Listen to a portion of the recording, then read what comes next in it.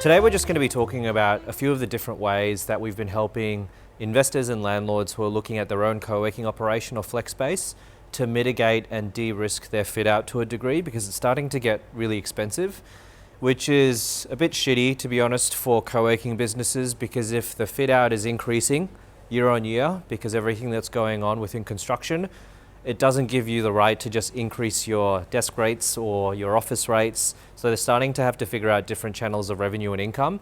But till they do, and that's part of the reason why they're leaning into hospitality, and so are we. Here's a bit of a hack, I guess, or something that's worth considering when you're looking into a fit out. So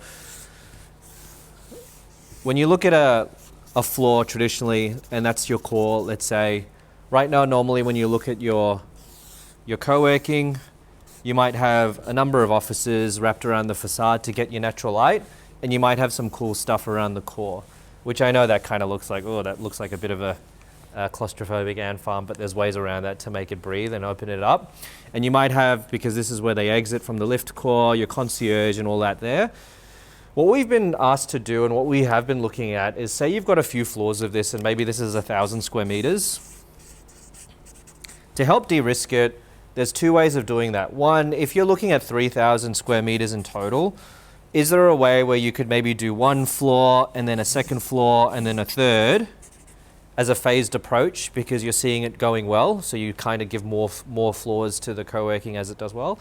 Or if you're going to do all three or even just two, is there a way for the design team to look at this layout where certain areas of this, for example the top or whatnot, are designed in a very thoughtful way, whether it be through partitions or even the location of offices, so that if it doesn't work, we can kind of flip this whole thing into a series of spec suites and then market them more traditionally.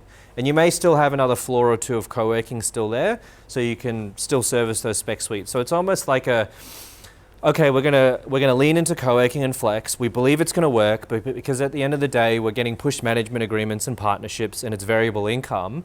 If it doesn't work, what's plan B? How can we treat it that way? And one of the big answers right now is making sure you have upfront design considerations, so that even though there will be cost associated into flipping it back into more traditional spec suite offerings or larger offices, that's at least your plan B. So hopefully that helps.